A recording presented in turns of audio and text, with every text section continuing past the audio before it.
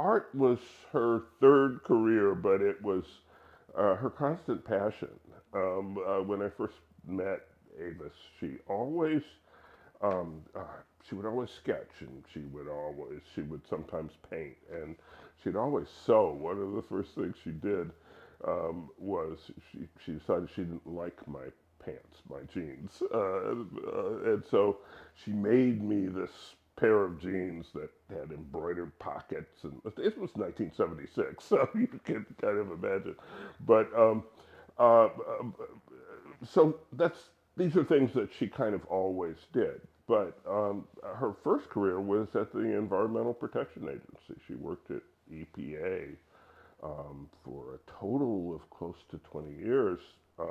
She worked on almost every issue that the EPA deals with. I know she worked on clean air, she worked on water, um, she was involved in uh, some some of the negotiations that led to the Kyoto Protocol on climate change.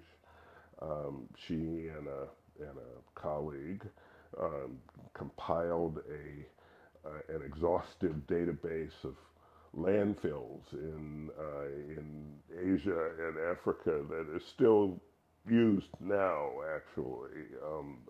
And So she did a lot of stuff, especially a lot of international work for EPA. Uh, After around it was in the early 2000s, maybe 2005, 2000, around then, she got interest. She always had an interest in education, but there was a scholarship program here in Washington that had provided scholarships for African American students, low income African American students in the Washington area for many years, and it had been founded and run by a journalist, Carl Rowan, who was a pioneering black journalist, one of the first to really reach the heights of, of Washington journalistic royalty, and his passion had been education. He had run this program called Project Excellence, really until his death. And when he passed away, there was sort of no one to pick it up, and so it sort of languished. Neither of his children really was interested in carrying it forth.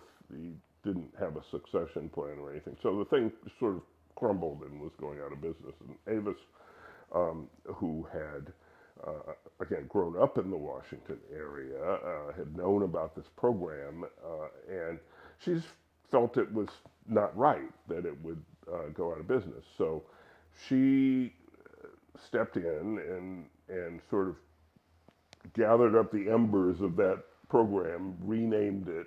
She called it Washington Metropolitan Scholars, and came up with a new model where she um, essentially matched high income, high performing, low income minority students from the entire DC area with 50 of the best colleges in the country.